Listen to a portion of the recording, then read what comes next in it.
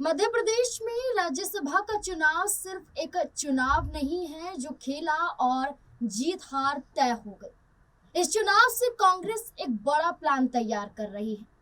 जी हाँ, सूत्रों के हवाले से कहा जा रहा है कि राज्यसभा चुनाव से कई रास्ते साफ होंगे। जैसे पहला, कमलनाथ को सांसद बनाकर जीतू पटवारी को विधानसभा चुनाव में मुख्यमंत्री चेहरा बनाना। दूसरा, जीतू पटवारी को सांसद बनाकर दिल्ली भेजना और मध्य प्रदेश में कमलनाथ की वापसी करवाना। हालांकि मध्य प्रदेश की राजनीति में राज्यसभा चुनाव की तारीख के ऐलान के साथ साथ इन दो नामों पर चर्चा जोरों से होने लगी है।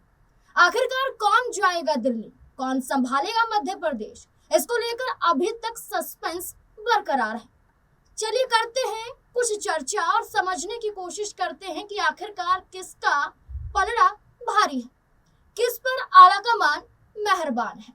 नमस्कार, मैं हूं नास्मिन खान और आप सभी का बहुत बहुत स्वागत करती हूं। दिग्विजय सिंह का इशारा। मध्य प्रदेश के पूर्व मुख्यमंत्री और कांग्रेस राज्यसभा सांसद रहे दिग्विजय सिंह द्वारा एक कार्यक्रम में पार्टी प्रदेश अध्यक्ष जीतू पटवारी को लेकर कहे एक बयान की चर्चा भोपाल से लेकर दिल्ली तक हो रही है। दरअसल वरिष्ठ कांग्रेस नेता दिग्विजय सिंह ने प्रदेश अध्यक्ष जीतू पटवारी को लेकर कहा कि अब दिल्ली एआईसीसी यानी कि अखिल भारतीय कांग्रेस कमेटी में हमसे ज्यादा पकड़ जीतू पटवारी की है। वेणुगोपाल राव से आप कुछ भी लिखवा सकते हैं, जीतू पटवारी का नाम आगे ही आएगा। आपको बता दें, पटवारी की पहुंच सीधे राहुल गांधी तक है। दिग्विजय सिंह के बयान को भविष्य की राजनीति में जीतू पटवारी के बढ़ते कद के तौर पर देखा जा रहा है। जीतू पटवारी का बढ़ सकता है कद। दिग्विजय सिंह के बयान से देखें तो जीतू पटवारी अभी न विधायक है न सांसद है, यानी पटवारी मौजूदा समय में किसी भी सदन के सदस्य नहीं। ऐसे में उन्हें अपनी बात कहने के लिए एक सदन की जरूरत है। साथ ही प्रदेश अध्यक्ष होने के नाते उन्हें कुछ प्रोटोकॉल की आवश्यकता पड़ती है। यदि पटवारी राज्यसभा के सदस्य बनते हैं, उनकी प्रोटोकॉल और सदन में बात रखने दोनों ही कमियां जो है वो पूरी हो जाएंगी। उनका कद बढ़ जाएगा, दबदबा बढ़ जाएगा। इससे पटवारी को प्रदेश अध्यक्ष के तौर पर संगठित और सभाएं या रैलियां करने में कुछ सहूलियत भी मिलेगी।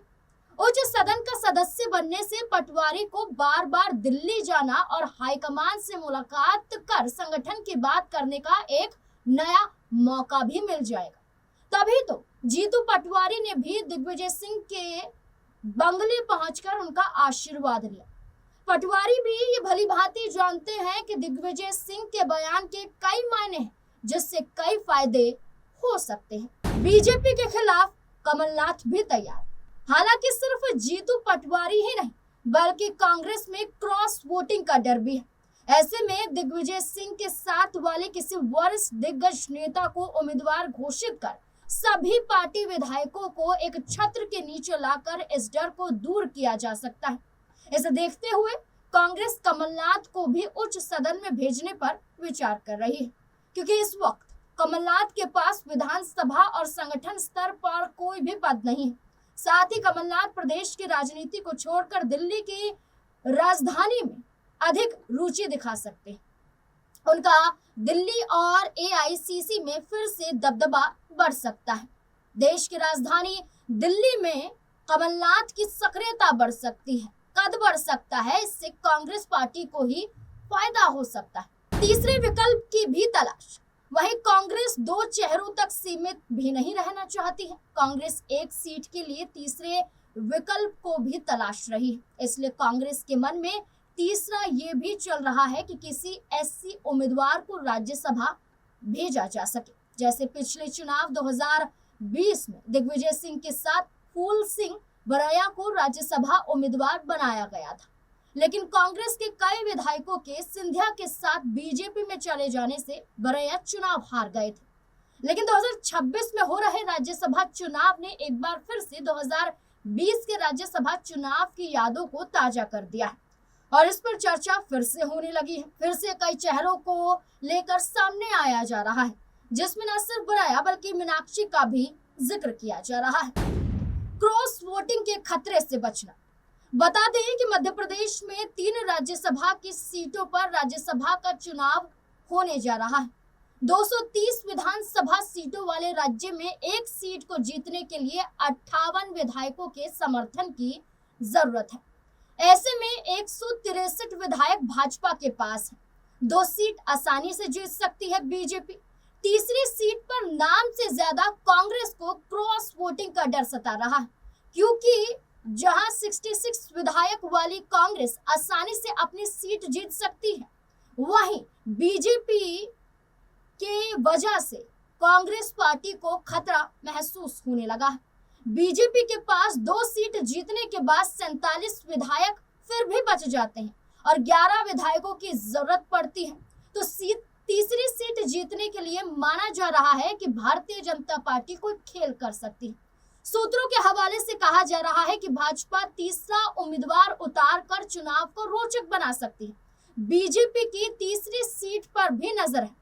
ऐसी स्थिति में वोटिंग के समय कड़ा मुकाबला हो सकता है। इतना ही नहीं, आपको बता दें, कांग्रेस के तीनों सांसद सामान्य हैं, बीजेपी में एक भी सामान्य नहीं है। मध्य प्रदेश में राज्यसभा की कुल 11 सीटें हैं, इसमें बीजेपी के 8 और कांग्रेस के 3 सांसद हैं। बीजेपी से सामान्य वर्ग का कोई भी राज्यसभा सांसद नहीं, जबकि कांग्रेस के तीनों सांसद सामान्य वर्ग से हैं। ऐसे में अब की बार बीजेपी सामान्य वर्ग के कैंडिडेट को चुनावी मैदान में उतार सकती है, ऐसे कयास लगाए जा रहे हैं। इसलिए कांग्रेस तैयारी कर रही है कि ऐसे चेहरे को सामने लाया जाए जो चुनाव भी जितवा दे और क्रॉस वोटिंग के खतरे से भी बचा जा सके। कानूनी वजह बनेगा रास्ते का पत्थर। अब नाम से ज्यादा जरूरी क्रॉस वोटिंग था और क्रॉस वोटिंग से ज्यादा जरूरी अब यह नजर आता है विधायकों को बचा कर रखना, क्योंकि एक बड़ी कानूनी कार्यवाही में कई विधायक कांग्रेस के मुश्किलों में फंसे हुए हैं। कई बड़ी मुश्किल कांग्रेस पार्टी पर अभी भी, क्योंकि चुनाव जीतने के लिए कांग्रेस के पास विधायकों की पर्याप्त संख्या तो है, लेकिन इसके बावजूद विधायक यहाँ पर्याप्त नहीं माने जाते। आपको बता दें कि ये कहा जा रहा है कि कांग्रेस के दतिया से विधायक राजेंद्र भारती की सदस्यता समाप्त हो चुकी है।